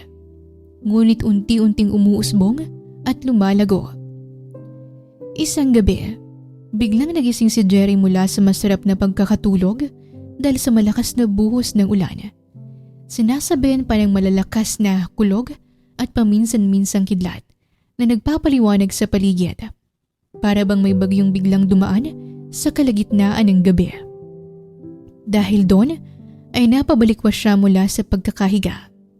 Grabe naman tong kidlat. Ang sarap na sana ng tulog ko eh. Nagising patuloy lamang lupa ako. Napahaplos na lamang sa leg si Jerry nang makaramdam ng pagkauhaw. Napagpasya niyang bumaba sa kusina. Tahimik niyang binuksan ang pinto ng kwarto at maingat ang bawat hakbang niya na naglakad pababa ng hagdan para hindi makagawa ng kahit konting ingay. Mabilis siyang nagtungo sa kusina kahit madilim ang buong paligid. Pagdating niya ron, biglang lumiwanag ang paligid dahil sa kidlat. At doon niya mismo nakita sa sandaling yon ang anino ng tao na nakatayo sa gitna ng kusina. Ah! Sumisigaw na napatras si Jerry habang hawak-hawak ang dibdib sa sobrang pagkagulat. Agad niyang hinanap ang switch at binuksan ang ilaw.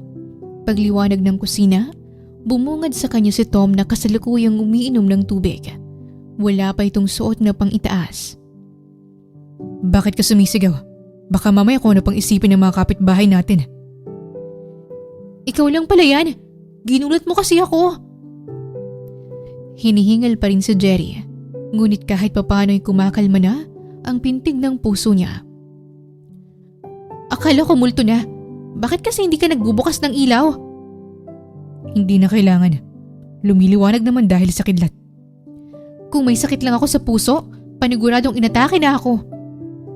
You're lucky enough you don't have one. Habang naglalakad papunta sa lababo si Tom para ilapag ang baso, sumilay ang tipid ng ngiti nito na mukhang kanina pa nito pinipigilan mula nang makita ang reaksyon ni Jerry dahil sa pagkagulat. Nang muli itong humarap sa dalaga, seryoso na ang mukha nito. Ikaw, ba't gising ka pa? Nagising ako dahil sa ulan, tapos nauuhaw ako. Kumuha siya ng baso at nagsalin ng tubig. Uminom siya ng mabilis at pagkatapos ay napatingin siya kay Tom. Ikaw din, ba't gising ka pa? Hindi ako ganong makatulog eh. Bakit? Bahagyang iniunat ni Tom ang katawan niya. Sumasakit lang ng medyo yung likod ko. Talaga? Yeah. Biglang nakonsensya si Jerry dahil sa nalaman niya. Napansin ko nga may kalitan talagang sofa, tapos matangkad ka pa, kaya kailangan mong bumaluktot para lang magkasya. Okay lang. Siguro dahil to sa maghapon akong nakaupo kanina sa office. Hindi kaya yun okay? Maghapon ka na nga nakaupo tapos hindi ka pa nakakahiga ng maayos.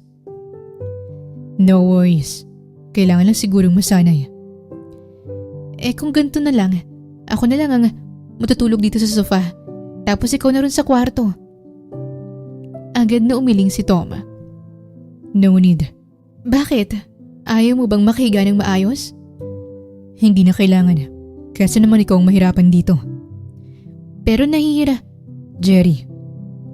Napahinto siya. Hindi kita papayagang matulog sa sofa. Ikaw nga nahihirapan doon. At saka maliit lang ako. Kaya kakasya ako rin ng walang kahirap-hirap. Still no. Kung ganon, kung ayos lang sa'yo, bakit hindi na lang tayo magtabi sa kama? Sandaling natahimik ang kusina. Tanging patak lang ng ulan sa labas ang maririnig. Pansin pa ang biglang pamumula ng pisngi ni Tom. Malaki naman kasi yung kama kaya kasyang-kasya tayong dalawa. Kasi Jerry. At kasal naman na tayo. Isa pa, wala naman tayong gagawing masama, hindi ba? Matutulog lang naman tayo. Lalong pansin ang pamumula sa mukha ni Tom dahil sa mga sinabi niya. Si Jerry naman ay napaiwas ng tingin. Sabay kagatlabi na halos gusto na niyang bawiin ang mga sinabi niya. Kung ayaw mo okay lang naman. Ano lang ba? Suggestion ko lang naman yun para... Sige. Napakurap-kurap si Jerry. Sige na Natabi na tayong matulog. pahig ka na? Hindi ba ikaw nagsuggest? Total gaya ng sabi mo. Kasal naman na tayo. Oo nga. Sabi ko nga pahig ka na. Haha. Maya-maya, pareho na silang umakyat sa hagdan. Tahimik ang dalawa habang naglalakad papunta sa kwarto. Pagdating nila sa kwarto, natulo si Jerry sa kanyang kinatatayuan nang biglang hubarin ni Tom ang suot nitong gray sweatpants at tanging boxer shorts lang ang naiwan. Maging ang binatay na bigla sa sariling ginawa dahilan para hindi ito makagalaw sa kinatatayuan na animoy estatwa. Dahan-dahan itong humarap kay Jerry. Nang magtagpo ang kanilang mga mata, agad itong umayos ng tayo at tinakip sa harap ng sariling katawan ang hinubad na sweatpants. Sorry. Nasanay lang kasi yung utak ko na kapag natutulog sa kwarto. Naka-boxer shorts lang talaga ako. Kaya automatic nang hinuhubad ko. Hindi, ayos lang yan. Nang akma nitong isusuot muli ang pants, agad namang pinigilan ni Jerry. Sigurado ka? Oo. Kung dyan ka pala komportable kapag natutulog, sino naman ako para tutulan kang gawin ang nakasanayan mo na? Thanks. Walang imik na naunang nahiga si Jerry sa kama. Ilang sandali lang ay maingat namang sumunod at nahiga sa tabi niya ang binata. Ilang segundong lumipas na wala ni isang nagtangkang magsalita at parang may invisible wall sa pagitan nilang dalawa. Para hindi mailang, tumalikod si Jerry mula sa bintana. Ngunit makalipas ang ilang sandali, naramdaman niyang maingat na paglatag ni Tom ng kumot sa katawan niya. Maginaw. Share tayo sa blanket. Thank you. Good night. Good night din. Tugon niya sabay hila sa kumot pataas na hindi man lang nililingon ang binata. Gumalaw naman si Tom kaya sa tingin ni Jerry pumihit din ito sa kabilang direksyon kaya magkatalikuran na sila ngayon. Hanggang ngayon ay ramdam ni Jerry ang kabog ng kanyang dibdib. Ngunit hindi niya namalayan ang ngiting kumurba mula sa kanyang mga labi. Sa gitna ng malamig na gabi at malakas na ulan, lumipas ang mga minuto na pareho silang nakapikit ngunit parehong gising ang kanilang mga diwa. Sa pagnanais na makahanap ng maayos at komportableng posisyon para tuluyan ang makatulog, nagkasabay silang pumihit ng pagkakahiga dahilan para pareho silang napamulat at ganoon na lamang ang gulat sa kanilang mga mata na magkalapit na palang kanilang mga muka. Walang ni isa sa kanila ang kumilos. Lumipas ang ilang segundo na magkatitigan lang sila at tanging paghinga lang ang namagitan sa dalawa. At ang mga sumunod na pangyayari ay hindi na inaasahan ni Jerry. Ganoon na lamang kabilis na muling tumuli ng pintig ng kanyang dibdib matapos bumaba sa kanyang mga labi ang sulyap ni Tom. Nang muli siya nitong tingnan sa mata, kasabay nun ang dahan-dahang paglapit nito hanggang sa huli na nang mapagtanto niya ang paglapat ng kanilang mga labi. Nung unay, nanigas si Jerry at hindi nakakilos. Hindi siya lumaban ng halikan siya ni Tom. Ngunit hindi rin siya kumontra.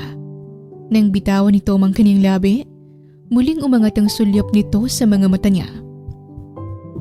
I think this might be the only way to get rid of the remaining awkwardness between us. Bulong ni Tom. Namumungay ang mga mata at may halong pangaakit sa himig ng boses nito. Nang muli siya nitong halikan, para bang wala na siyang kontrol sa sariling katawan dahil kusa na itong gumanti. Ang halikan na yon ay lumalim pa ng lumalim hanggang sa ramdam ni Jerry na ang hustong pag-iinit ng binata. Dahil nang dumikit sa hita niyang batuta nito, alam niyang galit na yon at handa nang kumawala. Nang magtagal, umabot na sa puntong kinikis-kis na ni Tom ang kanyang batuta sa bukana ni Jerry na para bang tinutukso siya nito. Do you want me to continue? Let's just say, it's our own little way of building trust with each other. Kagat labi namang napatingala si Jerry dahil sa panunukso nito na may epektong nambibitin sa kanya. Please, ituloy mo lang. Matapos makuha nito ang kumpirmasyon at consent ng dalaga, hindi na ito nagdalawang isip na angkinin siya. Halos nagtagal ng 1 oras ang kanilang pag-abot sa mga tala na tanging kama lang ang gamit. Natapos sila na parehong pawisan at hinihingal. Tabi ulit silang nahiga at nang magtagpo ang kanilang mga paningin, pareho silang napangiti. Do you think it's time we take our relationship to the next level? Maya-may tanong ng binata na ikinabigla ni Jerry. Anong next level ang ibig mong sabihin? I mean, seryosohin na natin this time. Not just because of the first marriage. Hindi kita masasagot dyan, Tom. Ang ibig kong sabihin, ikaw lang ang nakakaalam ng sagot kung ano ba talaga ang gusto mo. Tumagilid sa pagkakahiga ang binata para harapin siya. Look, siguro iniisip mong napipilitan o nabibigla lang ako. But to be honest, I'm not. Isa nga ito sa mga dahilan kung bakit hindi ako nakakatulog ng maayos lately.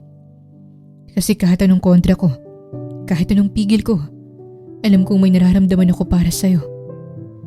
Sa sandaling mas nakilala kita, mas nabigyan mo ko ng pagkakataon para mahulog sa'yo. Nung high school pa lang tayo, alam mo namang gusto na talaga kita. Kaya para sa akin, wala nang dahilan para tumanggi ako. Napangiti si Tom. Sabay maingat nitong inangat ang ulo ni Jerry para ihiga sa braso niya at marahan siya nitong hinalikan sa noo. So, it's a yes. Well, we're already married. We can still get to know each other better while we're together, right? Patango at paggiti lamang na isagot ni Jerry dahil sa ngayon, hindi pa gaanong maproseso ng utak niya ang mga nangyayari. Na para bang dumaan lang na hangin sa bilis ang mga naganap. Ngunit sa kabila noon, alam niyang seryoso siya at ramdam din niyang sincero ang binata sa mga binitaywan nito. Isa pa, hindi na para umangal pa siya dahil simulat sa Paul. Ito naman talagang dahilan kung bakit kagad siyang pumayag sa inalok na kasal dahil tunay ang pagmamahal na nararamdaman niya para sa binata. Sa ngayon, bahala na kung saan sila tangayin ng desisyong ito. Ang gusto lang ni Jerry ay sumabay sa agos nito hanggat pabor pa sa kanyang daloy nito. Mula ng gabing iyon, sinulit ni Tom at Jerry ang bawat araw na magkasama sila.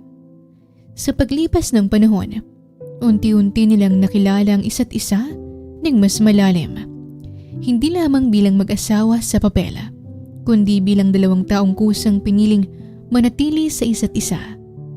Hindi sila nabigo sapagkat mas gumanda at mas tumibay ang kanilang samahan na puno ng pagmamahal at mga dahilan para ipaglaban ang kanilang relasyon.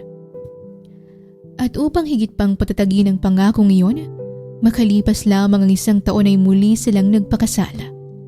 Sa pagkakataong ito, hindi na dahil sa kasunduan, kundi dahil sa tunay nilang nararamdaman at kagustuhan. Samantala, tuluyan na rin nakarecover ang ina ni Jerry mula sa operasyon nito noon. At bilang katuparan sa matagal na nitong pangarap, binigyan nito ni Jerry ng sariling negosyo. Isang flower shop na may kasamang coffee shop, kung saan dito'y binuhos ni Aling Susan ang kaniyang buhay. Dumating din ang araw na naospital si Don Leonardo. Sa pag-aakala nitong hindi na magtatagal sa mundo, tuluyan ng inamin nito kina Tom at Jerry ang matagal nang inilihim. Na may kasunduan pala sila noon ng ama ni Jerry na pag-isahin balang araw ang kanilang mga anak. Ikwento rin ito na isinakripisyo ng ama ni Jerry ang sarili ng buhay upang mailigtas si Don Leonardo sa isang aksidente noon. Dahil sa utang na loob na yun, pinangako nitong babawi siya sa anak ng kanyang matalik na kaibigan. Pero sa kabutihang palad, gumaling pa rin si Don Leonardo at ngayon ay nananatiling buhay. Sa paglipas pa ng panahon, nagpasya na sina Tom at Jerry na lumipat sa panibagong bahay. Hindi lamang dahil sa pagbabago ng kanilang buhay, kundi dahil nagdadalang tao na si Jerry sa kambal. Kaya mas mainam na lumipat sila sa mas malaking bahay. Doon sila magsisimula ng panibagong yugto ng kanilang kwento na puno ng pag-asa at pagmamahal na mas lalo pang lalalim habang lumalaki ang pamilyang kanilang binubuo. Makalipas lamang ang 5 taon, tunay na malayo na ang narating ng buhay ni Tom at Jerry. At ang pinakabunga ng lahat ng yon ay ang kanilang kambal, sina Woody at Winnie.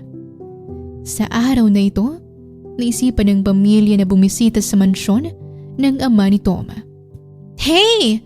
That's mine! Why did you take it? This is mine. You can see I'm the one holding it, right? So it's mine. Akin nga yan eh! Akin na! Sa garden ng mansyon, makikitang parehong hawak ng kambal ang isang piraso ng tsokolate na pinaghahagawa nila na para bang iisa lamang yon. Binigay ni Lolo sa akin to. No! Ako yung unang nakakuha niyan eh. Matapos ang kanilang bangayan, ngayon naman naghahabulan na ang dalawa para paggagawa ng tsokolate hanggang sa nauwi yon sa iyakan. Mula sa kusina, nagmamadali namang tumakbo sina Tom at Jerry papunta sa garden para tingnan ang nangyari. What happened mga anak? Bakit umiiyak ka, Baby Winnie? Si Woody kasi, inagaw yung chocolate ko. Is that true, Woody? Di ba pareho naman kayong may tig-isang chocolate? Daddy, I like this one po eh. At saka panglalaki naman to. Look oh, the packaging has Lightning McQueen on it. But you shouldn't do that if Baby Winnie got it first. Sige na anak, ibalik mo na yun kay Winnie para hindi na siya umiyak, or better yet, mag-share na lang kayo. Napilitan naman si Woody na ibalik ang tsokolate sa kapatid. Sakto namang dumating na rin si Don Leonardo. Huwag na kayong magtalo. May ganyan pa sa pinamili ko. Aling Rosa, pakikuha nga sa likod ng sasakyan yung isang box ng tsokolate. Utos ng matanda sa personal caregiver nito. Mula nang magkasakit si Don Leonardo, wala na itong nagawa matapos itong kuhaan ni Tom ng caregiver kahit ayaw naman ng matanda. Samantala, tuwang-tuwa namang sumamang mga bata sa likod ng sasakyan. Habang kumakain ang mga ito hindi pa nagpapansinan at mukhang may tampuhan pa rin sa isa't isa. Si Dad talaga masyadong ini-spoil ang mga bata sa tsokolate. Kaya gusto tuloy palaging nandito. Kahit nga tulog nag-aaya si Woody na pumunta dito eh. Sigundan Jerry dahilan para matawa sila. Hayaan nyo na. Masyado na akong matanda. Ang kasayahan ko na lang ngayon ay ang makitang masaya ang mga apo ko. Winnie, say ah. Yum yum. Ikaw naman, Woody. Say ah. Look, may chocolate ka na sa cheeks. Natawang dalawa dahil doon. Nung sumubo naman si Winnie, nagkalat din ng chocolate sa gilid ng labi niya. Kaya pareho ulit silang natawa. Maging ang mag-asawa at si Don Leonardo ay natawa rin sa mga bata. Maya-maya pa, nagyakapan pa ang dalawa na parang walang nangyaring agawan kanina. Parang sila Tom at Jerry talagang dalawang to. Exactly what I was thinking. Well, they are your children's, remember? Nakita ko rin sa inyo noon ang mga cartoon characters na yon. Dad, that doesn't really make sense. Ang sabihin mo, ang sungit mo kasi ng mga panahong yon. Pero kakainin mo rin palang mga sinabi mo. Alright. I guess I'm the one who loses here. Giit ni Tom dahilan para muling matawa silang tatlo. Hep! Luto na ang merienda! Sa gitna ng kanilang tawanan, lumabas si Aling Susan mula sa kusina na may dalang tray na puno ng bagong lutong banana Q. Agad namang tumakbo ang kambal palapit sa garden table. Wow! Banana coated with sugar!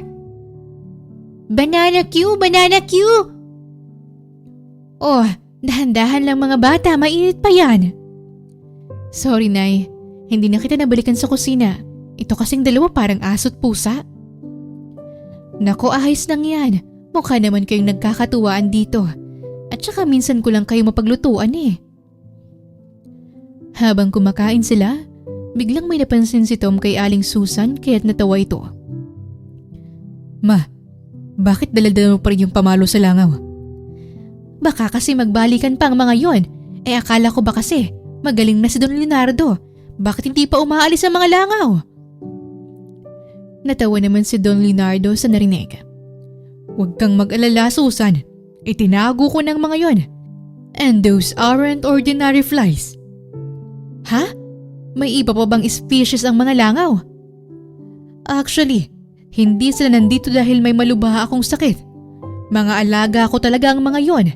They are black soldiers flies. Talaga, Dad? Alaga mong mga yon? Yeah. Ba't hindi mo lang nakwento sa akin, Han? Reklamo ni Jerry sabay mahinang suntok sa tiyan ng asawa niya. Sorry na, that's not my story to tell eh. Pero, alaga mo ba talaga ang mga yan, Don Leonardo? Yes, safe silang alagaan. Noong scientist pa ako, pinag-aralan ko sila kung pwede ba talagang larvae nila ay gawing animal feed, pang-compost ng basura, at kung pwede rin as medical wound cleaning. Napakurap-kurap si Aling Susan. Maging si Jerry ay nalaglagang panga sa nalaman. Akalain mo yun, nakakalinis pala ng sugat ang mga yan. I tried to experiment if black soldier fly larvae could heal wounds through magotherapy. But an accident happened, so I wasn't able to prove it, and I quit science too. Ganon? Sayang naman pala. Kaya Nay, bitawan nyo ng pamalo nyo. Harmless naman pala yung mga yun. Harmless o hindi, lango pa rin yun para sa akin. Sige, kapag pinalong mong mga yon at namatay, ikaw na lang ang aalagaan ko. Si Dado, parang gusto pa akong sundan. Push, may asim pa yung sinanay. Panunokso ng mag-asawa dahilan para matawa si Don Leonardo, samantalang si Aling Susan naman ay napangiwi. Sus Mariosep, kung gusto niyo pang tumagal ang buhay ni Don Leonardo, tigilan niyo kami. Baka mamaya una pa yung mapunta sa langit kesa kaming dalawang magkasamang makarating sa langit gamit lamang ang banig. Dahil sa hirit ni Aling Susan, lahat sila'y malakas na natawa. Samantala, isang sandali lang ay nagagawa na naman ang dalawang bata sa isang pirasong saging. Akin to! No! Can't you see? May bite ko na yan! See? Ay na naman sina Tom and Jerry. Napangiti si Tom. Saan pa po magmamana? Mga palayo pa nga natin yun eh. Mismo. And they're just like us before. Muli silang natawa. Inawat na rin nila ang dalawa bago pa magkasakitan ng mga ito. At makalipas na nga lang ang 5 minuto, bati na naman sina Woody at Winnie at masayang mga itong naglalaro ng habulan. Abot langit naman ang ngiti ni na Tom at Jerry habang pinapanood ang kanilang mga anak. Ang bilis nilang lumaki, no? Paminsan-minsan nga hindi ko na sila ma-recognize. Yeah, and watching them, I can't help but think how far we've come. All the chaos, all the mistakes, lead us here. Tama, at sulit lahat ng hirap at sakripisyo. And I couldn't have done it with anyone else but you. Nanatili sila sa ilalim ng puno habang yakap-yakap ni Tom ang asawa mula sa likuran. Marahan itong pinihit si Jerry para humarap sa kanya. Nang magtagpo ang kanilang mga mata, dahan-dahan itong hinawakan ng pisngi ni Jerry. I never cared about any of this before. Family, kids, all of it. But seeing you now, seeing them, I finally understand what I've been missing. Matapos yun, ay nagtagpo ang kanilang mga labi sa isang banayad na halik. And I've always believed that someday, you would. I'm glad that day is here. with us. Together.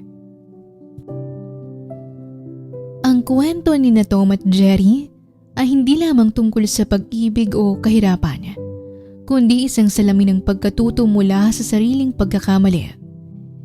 Ipinakita ni Jerry kung gaano kadaling magwaldas ng pera kapag kulang sa disiplina at pag-unawa sa tunay nitong halaga. Ang magandang naidulot nito, natutunan niyang pahalagahan at kilalanin ang sakripisyo ng kanyang ina. Sa pag-ibig, naranasan niyang mapait na katotohanan na hindi lahat ng pagmamahal ay dapat ipaglaban. Ang pananatili sa isang taong nanloloko ay hindi pagmamahal, kundi kawalan ng respeto sa sarili. Kay Mike, natutunan niyang ang pag-alis ay ang tamang desisyon. Sa relasyon nila ni Tom, doon niya naranasan ang tunay na pagmamahal. Hindi perpekto, ngunit piniling ayusin at panindigan. Ipinakita nila ang relasyon ay nasusukat sa kakayahang magbago at manatili. Sa huli, nauunawaan nila na ang pera ay pansamantala lamang at hindi nito mapupunan ang kakulangan sa buhay. Ang tunay na yaman ay hindi nasusukat sa material na bagay, kundi sa taong nananatili kahit wala ka ng maibigay. Wakas! Maraming salamat po sa inyong pakikinig at sana'y nagustuhan niyo ang kwentong pag-ibig ni na Tom and Jerry. Sana'y nagatid sa inyo ang kwentong ito ng aral, pagmamahal at inspirasyon. Shoutout din pala sa ating mga avid listeners na sina Jernaline Panday, Lucing Basilio, Juanita Dizon, Agnes Suganov, and Lizelle Britannia. At sa lahat po ng nakikinig ngayon, maraming salamat po. Muli, ito po ang Tales of Siren at hanggang sa ating muling kwento.